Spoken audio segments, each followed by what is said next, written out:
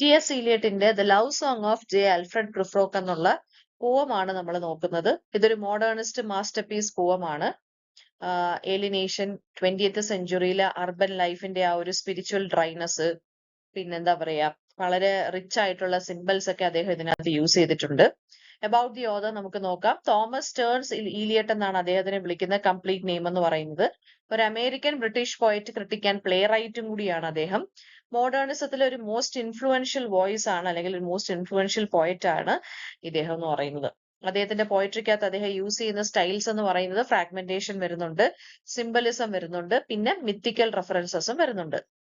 അപ്പൊ ടി.എസ്. ഇലിയട്ട് എന്ന് പറയുന്ന ഡാൻറ്റെ, പിന്നെ ഫ്രഞ്ച് സിംബോളിസ്റ്റ് റൈറ്റേഴ്സ്, അതുപോലെ തന്നെ കണ്ടംപററി അർബൻ ലൈഫ്, ഇങ്ങനെയുള്ള കാര്യങ്ങളിലൊക്കെ വളരെയധികം ഡീപ്ലി ഇൻഫ്ലുവൻസ്ഡ് ആയിരുന്നു ഇദ്ദേഹത്തിന്റെ വർക്ക്സും ഇദ്ദേഹവും. അദ്ദേഹത്തിന്റെ മോസ്റ്റ് ഇമ്പോർട്ടന്റ് ആയിട്ടുള്ള വർക്ക്സ്, ഫസ്റ്റ് വൺ വരുന്നത് ദ വേസ്റ്റ്ലൻഡ് ആണ്. പിന്നെ വരുന്നത് ഈ പ്രിഫ്രോക്ക് ആൻഡ് അതർ ഒബ്സർവേഷൻസ്. നമ്മുടെ ഈ ജെ. ആൽഫ്രഡ് പ്രിഫ്രോക്ക് എന്ന് പറഞ്ഞ ആ ക്യാരക്ടറിനെ വെച്ചിട്ട് അദ്ദേഹം മറ്റു ചില വർക്ക്സും എഴുതിയിട്ടുണ്ട്. പിന്നെ 4 ക്വാർട്ടറ്റ്സ് എന്നും പറഞ്ഞും ഒരു വർക്ക് ഉണ്ട്. നൊബേൽ പ്രൈസ് ലിറ്ററേച്ചർ അദ്ദേഹത്തിന് 1948 കിട്ടി. അപ്പം ടി.എസ്. ഇലിയട്ടിന്റെ ഒരു മെത്തേഡ് എന്തായിരുന്നെന്ന് വെച്ച് കഴിഞ്ഞാൽ, ഈ റൊമാൻറ്റിക് ഐഡിയലിസത്തിനോട്ടൊന്നും അദ്ദേഹത്തിന് താല്പര്യമില്ലായിരുന്നു. അദ്ദേഹം ഇന്നർ മൈൻഡ്, സോഷ്യൽ ആ ഒരു ഇഷ്യൂസ്, മോഡേൺ മാനിന്റെ സ്പിരിച്വൽ ഡീജനറേഷൻ, ഇതൊക്കെയായിരുന്നു അദ്ദേഹം എക്സ്പ്ലോർ ചെയ്തിരുന്ന ടോപ്പിക്സ് എന്ന് പറയുന്നത്. അപ്പൊ നമുക്ക് പഠിക്കാനുള്ള ഈ ജെ. ആൽഫ്രഡ് പ്രിഫ്രോക്ക് എന്നുള്ള ഈ ഒരു പോവത്തിനകത്ത്, പോം 1910-11 ആ ഒരു കാലഘട്ടത്തിലാണ് പബ്ലിഷ് ചെയ്ത് 1915-ലായിരുന്നു. അപ്പൊ മോഡേണിസത്തിന്റെ ഒരു ബിഗിനിങ് ആണ് ഈ പോം മാർക്ക് ചെയ്യുന്നത്. ഒരു ഡ്രമാറ്റിക് മോണലോഗ് പോലെയാണ് പറഞ്ഞിരിക്കുന്നത്. ഡ്രമാറ്റിക് മോണലോഗ് എന്ന് വെച്ചാൽ ആ ക്യാരക്ടറിന്റെ, അല്ലെങ്കിൽ ആ ക്യാരക്ടർ സ്വയം റിവീൽ ചെയ്യുവാണ് ആ ക്യാരക്ടറിന്റെ ആ ഒരു പേഴ്സണാലിറ്റി എങ്ങനെയാണെന്നും അയാളുടെ തോട്ട്സ് എങ്ങനെയാണെന്നും ഒക്കെ, അയാളുടെ ഫിയേഴ്സ് എന്താണ്, അയാളുടെ ഇൻസെക്യൂരിറ്റീസ് എന്താണ്, അയാളുടെ സോഷ്യൽ ആൻസൈറ്റി എന്താണെന്നൊക്കെ പറയുവാണ്. ഈ പ്രിഫ്രോക്ക് എന്ന് പറയുന്ന ഒരു മിഡിൽ ഏജ്ഡ് മാൻ ആണ് കേട്ടോ. സോ അയാളുടെ കോണ്ടെക്സ്റ്റ് എന്താണെന്ന് വെച്ചാൽ, സൊസൈറ്റി വളരെ ഫ്രാഗ്മെന്റഡ് ആയിട്ട് കിടക്കുവാണ്, സ്പിരിച്വലി എംറ്റി ആണ്, റിലിജനും ഗോഡ്സിന്റെ അടുത്തും ആളുകൾ പോകുന്നില്ല, അപ്പിയറൻസസിന് ഇമ്പോർട്ടൻസ് കൊടുത്ത് പോവാണ് ആളുകൾ. അപ്പൊ അദ്ദേഹം ഇവിടെ ടി.എസ്. ഇലിയട്ട് ഇതിനകത്ത് സ്ട്രീം ഓഫ് കോൺഷ്യസ്നസ് ടെക്നിക്കും യൂസ് ചെയ്തിട്ടുണ്ട്. സ്ട്രീം ഓഫ് കോൺഷ്യസ്നസ് ടെക്നിക്ക് എന്താണെന്ന് നമ്മൾ നേരത്തെ പറഞ്ഞിട്ടുണ്ട്. എന്ന് വെച്ചാൽ നമ്മുടെ തോട്ട്സ് എങ്ങനെയാണോ അത് അതുപോലെ ഒരു ബ്രേക്ക് ഇല്ലാതെ പറഞ്ഞു പോവാണ്. Free flow of thoughts continuous ആയിട്ട് പറഞ്ഞു പോവാണ്. അതിനകത്ത് നമ്മളൊരു ബ്രേക്ക് വരുത്തില്ല. ചിലപ്പോൾ അതിനകത്ത് ലോജിക്കാലിറ്റിയും കാണത്തില്ല. അതുപോലെ തന്നെ അർബൻ ഇമേജസ് യൂസ് ചെയ്തിട്ടുണ്ട്, മിത്തിക്കൽ റെഫറൻസസും യൂസ് ചെയ്തിട്ടുണ്ട്. അപ്പോ ലവ് സോങ് എന്നാണ് ഇതിനകത്ത് പറഞ്ഞേക്കുന്നത് അല്ലേ. The love song of J. Alfred Prufrock എന്നാണ് പറഞ്ഞേക്കുന്നത്. ലവ് സോങ് അല്ല സത്യം പറഞ്ഞാൽ, ഇത് വിത്തൗട്ട് എനി ലവ്, അതാണ് ഇതിനകത്ത് പറഞ്ഞു പോയേക്കുന്നത്. ഇതിനകത്ത് ഫുള്ള് ഹെസിറ്റേഷൻ, അയാളുടെ ആൻസൈറ്റി, ഫിയർ, ഇൻസെക്യൂരിറ്റീസ്, ഇൻഡിസിഷൻസ്, ഇതിനെ കുറിച്ചൊക്കെയാണ് പറഞ്ഞു പോയേക്കുന്നത് ഈ പോവം. അപ്പൊ ഇത് പോം സ്റ്റാർട്ട് ചെയ്യുന്നത് ഒരു എപ്പിഗ്രാഫോട് കൂടിയാണ്. ഡാൻറ്റയുടെ ഇൻഫേർണോ എന്നുള്ള വർക്കിനകത്ത് നിന്ന് എടുത്ത ഒരു 3-4 കോട്ട്സ്, 3-4 ലൈൻസ്, അല്ലെങ്കിൽ അതാണ് ഒരു ഫസ്റ്റ് പാരഗ്രാഫ് ആയിട്ട് കിടക്കുന്നത്, എപ്പിഗ്രാഫ്. അപ്പൊ ടി.എസ്. ഇലിയട്ട് ഡാൻറ്റെ എന്നുള്ള പോയിറ്റിനെ, ഞാൻ പറഞ്ഞല്ലോ നേരത്തെ, ഡാൻറ്റെ എന്നുള്ള പോയിറ്റിന്റെ ഇൻഫ്ലുവൻസ് അദ്ദേഹത്തിന്റെ വർക്ക്സിൽ ഉണ്ടായിട്ടുണ്ട്. സോ ഡാൻറ്റയുടെ എപ്പിഗ്രാഫിൽ നിന്ന് ഡാൻറ്റയുടെ ഇൻഫേർണോയിൽ നിന്ന് എടുത്തിട്ടുള്ള ഏതാനും ചില വരികളാണ് ഇദ്ദേഹം ഈ പോയത്തിന്റെ തുടക്കത്തിൽ കൊടുത്തിരിക്കുന്നത്. അപ്പം ഡാൻറ്റെ കോട്ട് ചെയ്യുവാണ്. അതായത്, ഒരു സോള് ട്രൂത്ത് റിവീൽ ചെയ്യുന്നു, because no one can return to earth to expose secrets, അല്ലെ. സീക്രട്സ്, മരിച്ചുപോയ ഒരാൾക്ക് സീക്രട്സ് എക്സ്പോസ് ചെയ്യാൻ പറ്റുമോ? ഇല്ല. അല്ലെങ്കിൽ അയാൾക്ക് എക്സ്പോസ് ചെയ്യണമെന്നുണ്ടെങ്കിൽ എന്ത് ചെയ്യണം? തിരിച്ചയാള് പിന്നെ ആത്മാവായിട്ട് എർത്തിലോട്ട് വരണം. സോ ഇതാണ് അദ്ദേഹത്തിന്റെ ബിലീഫ്, പ്രിഫ്രോക്കിന്റെ ബിലീഫ് എന്ന് പറയുന്നത്. ഈ ബ്രോക്കൺ വേൾഡിൽ കൺഫെഷൻ എന്ന് പറയുന്നത് ശരിക്കും പറഞ്ഞ സേഫ് ആണ്. ബിക്കോസ് എന്തുകൊണ്ടാണ്? No one truly understands. ഇപ്പൊ അയാൾ ചെന്ന് ആരടുത്തെങ്കിലും പോയി ഒന്ന് കൺഫസ് ചെയ്താൽ പോലും, അല്ലെങ്കിൽ എന്തെങ്കിലും കാര്യങ്ങൾ തുറന്നു പറഞ്ഞാൽ പോലും ആരും വിശ്വസിക്കത്തുമില്ല, ആർക്കും അതിനുള്ളൊരു ടൈമും ഇല്ല. അപ്പൊ പ്രിഫ്രോക്ക് പറയുന്നതെന്ന് വെച്ച് കഴിഞ്ഞാല്, അദ്ദേഹം ഒരു മോഡേൺ സോൾ ആണ്, പക്ഷെ അദ്ദേഹം ട്രാപ്പ് ആയി കിടക്കുവാണ് ഈ ഒരു സ്പിരിച്വൽ ഹെല്ലിൽ. അതായത് ഈ സ്പിരിച്വൽ എന്ന് വെച്ചാൽ ഈ ഒരു മോഡേൺ വേൾഡ്, അതായത് ഹെല്ലായിട്ടാണ് ഇവിടെ കമ്പയർ ചെയ്യുന്നത്. ഈ ഒരു വേൾഡിൽ ഇവിടെ സ്പിരിച്വലി അദ്ദേഹം എന്താണ്, സ്പിരിച്വൽ ആയിട്ടുള്ള കാര്യങ്ങളൊന്നും ഇല്ല, പക്ഷെ അദ്ദേഹം പറയുന്നതെന്ന് വെച്ചാൽ, ഞാനിപ്പോ താമസിക്കുന്ന സ്ഥലം ഒരു ഹെല്ലാണെന്നാണ് പറഞ്ഞിരിക്കുന്നത്. ഇനി സ്റ്റാൻസ 1 പോവാണ്. പ്രിഫ്രോക്ക് ഒരു അൺനെയിംഡ് കമ്പാനിയനെ ഇൻവൈറ്റ് ചെയ്യുവാണ് ഒരു ജേർണിയിലോട്ട്. ആ ജേർണി എന്ന് പറയുന്നത് ഡാർക്ക്, ഡേർട്ടി സിറ്റി സ്ട്രീറ്റ്സിലോട്ടാണ് ആ ജേർണി. അപ്പൊ ഇവിടെ ഈവനിങ്ങിനെ അദ്ദേഹം ഒരു പേഷ്യന്റ് ആയിട്ട് കമ്പയർ ചെയ്യുവാണ്, വൈകുന്നേരത്തിന്. ആ പേഷ്യന്റിനെ ടേബിളിൽ ഇങ്ങനെ മയക്കി കിടത്തിയേക്കുവാണ്. പാരലൈസ്ഡ് ആയി കിടക്കുന്ന പോലെ കിടക്കുവാണ് ആ പേഷ്യന്റ്. അപ്പൊ സ്ട്രീറ്റ്സിലൂടെ പോകാൻ വേണ്ടി ഒരു ഫ്രണ്ടിനെ ഇൻവൈറ്റ് ചെയ്തു എന്ന് പറഞ്ഞല്ലോ. അയാൾക്ക് പേരൊന്നും ഇട്ടിട്ടില്ല.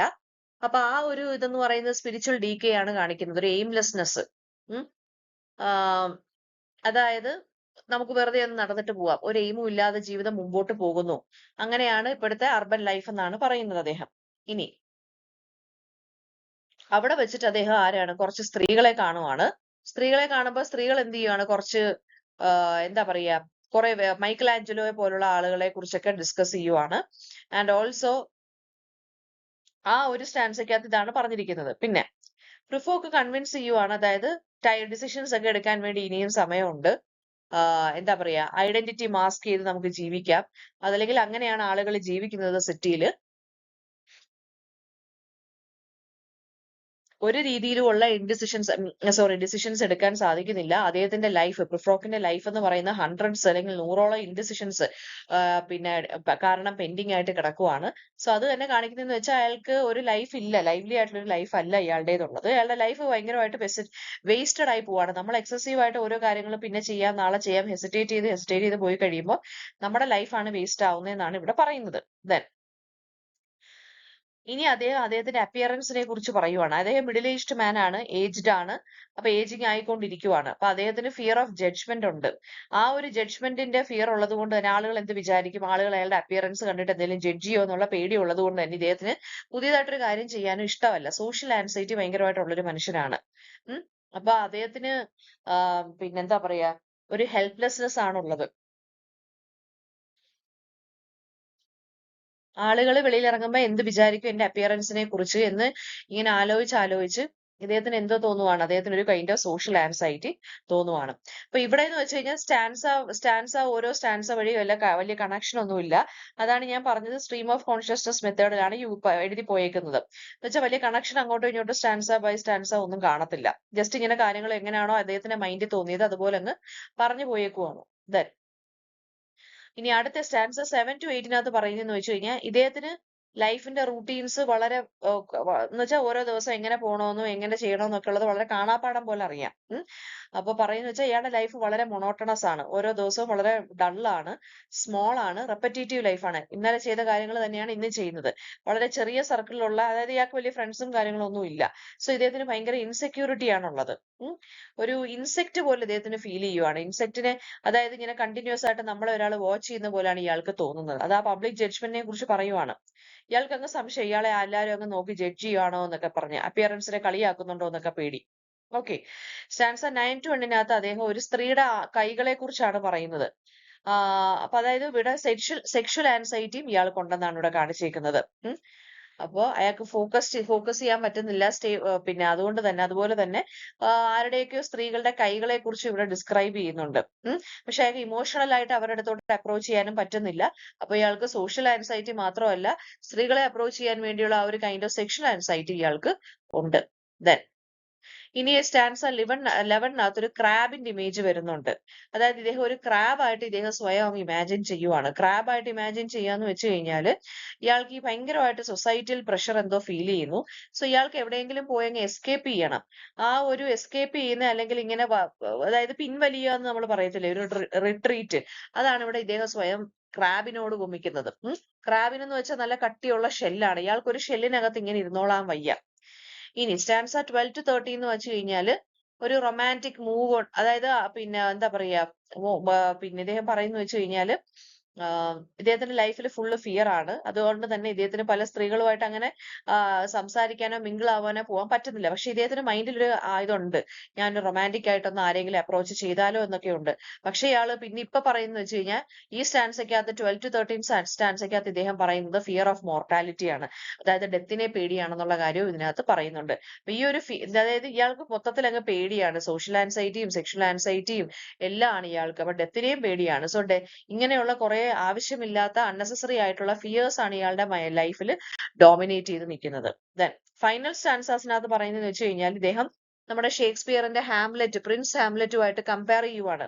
ഞാൻ ഹാംലെറ്റ് ഒന്നും അല്ല, ഞാൻ അത്രയ്ക്ക് ഹീറോയിക് ആയിട്ടുള്ള ക്യാരക്ടർ ഒന്നും അല്ല, ഞാനൊരു മൈനർ ക്യാരക്ടർ ആണ്, ഞാനൊരു വളരെ ഷൈ ആയിട്ടുള്ള പൊളൈറ്റ് ആയിട്ടുള്ള യൂസ്ലെസ് ക്യാരക്ടർ ആണ്. ഇയാൾ സ്വയം ഇയാളെ സെൽഫായിട്ട് എന്ത് ചെയ്യുവാണ്, ഡിപ്രീഷിയേറ്റ് ചെയ്ത് സംസാരിക്കുവാണ്, ഒരു പവർ ഇല്ലാത്ത കണക്ക് സംസാരിക്കുവാണ്.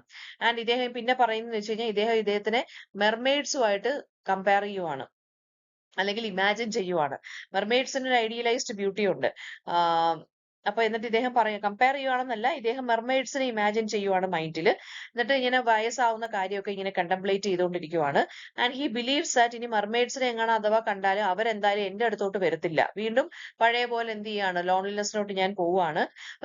മെർമെയ്ഡ്സിനെ കുറിച്ച് ചിന്തിക്കുന്നതെന്ന് വെച്ച് കഴിഞ്ഞാൽ ഇയാളുടെ ലൈഫിൽ ഒരുപാട് അൺറീച്ചബിൾ ആയിട്ടുള്ള, അല്ലെങ്കിൽ ഇയാൾക്ക് സാറ്റിസ്ഫൈഡ് ആയിട്ട് അല്ല, ഐ മീൻസ് എന്താ പറയാ, കുറച്ച് ഡിസാറ്റിസ്ഫാക്ഷൻ ഉള്ള ലൈഫാണ് ഇയാളുടേത്. ഇയാൾക്ക് പല കാര്യങ്ങളും ഡിസയേഴ്സ് ഉണ്ടെങ്കിലും ഇയാൾക്ക് അവിടെ പോയി സാറ്റിസ്ഫാക്ഷൻ കിട്ടിയിട്ടില്ല. അപ്പം ശരിക്കും പറഞ്ഞ റിയാലിറ്റി കിൽസ് ഫാന്റസി എന്നുള്ളതാണ് ഇയാളുടെ ലൈഫിൽ സംഭവിക്കുന്നത്. റിയാലിറ്റി എന്തുവാണെന്ന് ഇയാൾക്കറിയാം. അത് ഞാൻ ഇങ്ങനെ പറഞ്ഞ് സ്വന്തമായിട്ട് ഒരു സെൽഫ് വാല്യൂ കളഞ്ഞിട്ട് അയാൾക്ക് ആ ലൈഫിനോടുള്ള ആ ഒരു ഫാന്റസി അങ്ങ് നഷ്ടപ്പെട്ടിരിക്കുകയാണ് ചെയ്യുന്നത്. Then major themes social anxiety ഉണ്ട്. ആളുകൾ ജഡ്ജ് ചെയ്യുന്നതിനെയൊക്കെ പേടിച്ചാണ് ജീവിക്കുന്നത്, അല്ലെ? ഹെയർ, ക്ലോത്ത്സ്, പെർസെപ്ഷൻസിലൊക്കെ വളരെ ഒബ്സസ്ഡ് ആയിട്ടുള്ള ഒരു മനുഷ്യനാണ്. അപ്പിയറൻസിന് ഒരുപാട് ഇമ്പോർട്ടൻസ് കൊടുക്കുന്ന മനുഷ്യനാണ്. ദെൻ ഓൾസോ ഈ ആക്ഷൻസ് ഡിലേ ചെയ്തുകൊണ്ടേയിരിക്കുവാണ്. അതായത് മോഡേൺ മാൻ എന്ന് പറയുന്നത്, അല്ലെങ്കിൽ മോഡേൺ ഹ്യൂമൻ ബീങ്സ് എന്ന് പറയുന്നത്, they are unable to act. അതാണ് ഇവിടെ കാണിക്കുന്നത്. ഈ പ്രിഫ്രോക്ക് എന്ന് പറയുന്ന മോഡേൺ വേൾഡിലെ ഒരു സിറ്റി ലൈഫിൽ അല്ലെങ്കിൽ ഒരു അർബൻ ലൈഫിലെ മോഡേൺ മാനെ റെപ്രസെന്റ് ചെയ്യുന്ന ഒരു ക്യാരക്ടറാണ് കേട്ടോ. എല്ലാ ആളുകളും ഇങ്ങനെയാണെന്നാണ് പറഞ്ഞു പോകുന്നത്. പിന്നെ മോഡേൺ വേൾഡ് ഫ്രാഗ്മെന്റഡ് ആണ്, ഡിസ്കണക്റ്റഡ് ആണ്, പൊല്യൂട്ടഡ് ആണ്, സൂപ്പർഫിഷ്യൽ അല്ലെങ്കിൽ ഫേക്ക് ആണ്. അതാണ് ഓരോ സ്റ്റാൻഡ്സയും തമ്മിൽ ബന്ധമില്ലാതെ എഴുതിയേക്കുന്നത്. ഇനി ക്രൗഡ്സ് ഉണ്ടെങ്കിൽ പോലും ഇയാൾ ഇമോഷണലി ഡിസ്റ്റന്റും ഐസൊലേറ്റഡും ആണ്, അല്ലെ? ഇദ്ദേഹത്തിന് മുടി പോകുന്നതിനെ ചൊല്ലി, ബോൾഡ്നെസ്സിനെ കുറിച്ച്, ക്ലോതിങ് ഡീറ്റെയിൽസിനെ കുറിച്ചും ഒക്കെ ഇദ്ദേഹത്തിന് ഭയങ്കരമായിട്ട് ആൻസൈറ്റി ഉണ്ട്. ഡെത്തിനെ ഇയാൾക്ക് പേടിയാണ്. പിന്നെന്താണ്, മെറ്റീരിയലിസ്റ്റിക് സൊസൈറ്റിയിലാണ് ഇയാൾ ജീവിക്കുന്നത്, അല്ലെ? അപ്പിയറൻസിനൊക്കെ ഇമ്പോർട്ടൻസ്, പൈസക്കൊക്കെ ഇമ്പോർട്ടൻസ് കൊടുക്കുന്ന സൊസൈറ്റിയിലാണ് ഇയാൾ ജീവിക്കുന്നത്. അതുകൊണ്ട് തന്നെ ഇവരെല്ലാം ഇമോഷണലി വളരെ ടയേർഡ് ആയിരിക്കും. പിന്നെ സ്ത്രീകളുടെ അടുത്ത് ഇയാൾക്ക് അട്രാക്ഷൻ ഉണ്ട്, റൊമാൻറ്റിക് ആയിട്ടുള്ള അപ്രോച്ച് ചെയ്യണം എന്നുണ്ട്. പക്ഷേ he is overshadowed by fear of rejection. അവര് റിജക്ട് ചെയ്യുവോ കളിയാക്കുമെന്ന് പേടിച്ച് അതും പ്രശ്നമാണ് ഇയാൾക്ക്.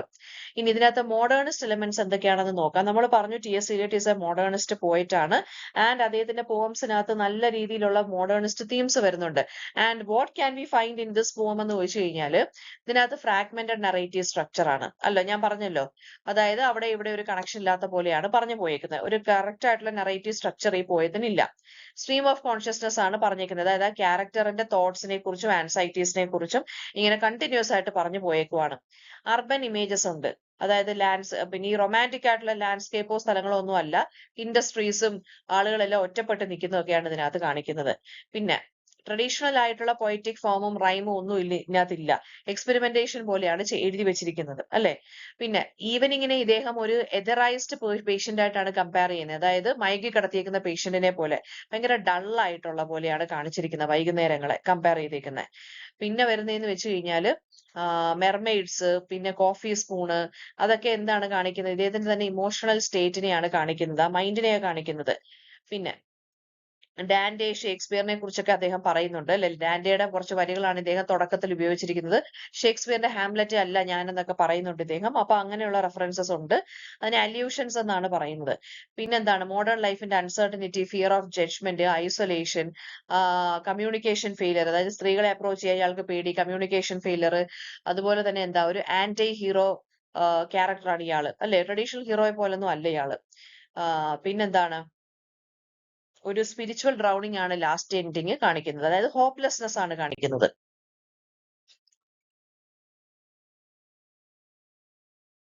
അപ്പൊ ഇതൊരു മോഡേണിസ്റ്റ് ടെക്സ്റ്റ് ആണ്. ഇതിനകത്ത് നമ്മൾ പറഞ്ഞ പോലെ റൊമാൻറ്റിക് ഐഡിയലിസോ ഒന്നുമില്ല. ജസ്റ്റ് ഇതിനകത്ത് ഒരു കണക്ഷൻ ഇല്ലായ്മ അല്ലെങ്കിൽ ലോജിക്കാലിറ്റി ഇല്ലായ്മയാണ് പറയുന്നത്. ഒരാളുടെ മൈൻഡിനെ കുറിച്ചാണ് ഇതിനകത്ത് എക്സ്പ്ലോർ ചെയ്യുന്നത്. അപ്പൊ അത് കണ്ടംപററി സൊസൈറ്റിയിലെ തന്നെ സ്പിരിച്വൽ വോയിഡിനെ കുറിച്ച്, അല്ലെങ്കിൽ എംപ്റ്റിനെസിനെ കുറിച്ചും ആ പ്രിഫ്രോക്കിന്റെ ജേർണിയെ കുറിച്ചും ഒക്കെയാണ് പറഞ്ഞു പോയേക്കുന്നത്. അയാളുടെ മൈൻഡ് വളരെ ആൻഷ്യസ് ആണ്. അയാളുടെ തോട്ട്സിലൂടെയാണ് ഇത് പറഞ്ഞു പോയിരിക്കുന്നത്. അപ്പൊ ഇതൊരു സൈക്കോളജിക്കൽ സ്റ്റഡി ഓഫ് മോഡേൺ മാൻ ആണ് ഈ ഒരു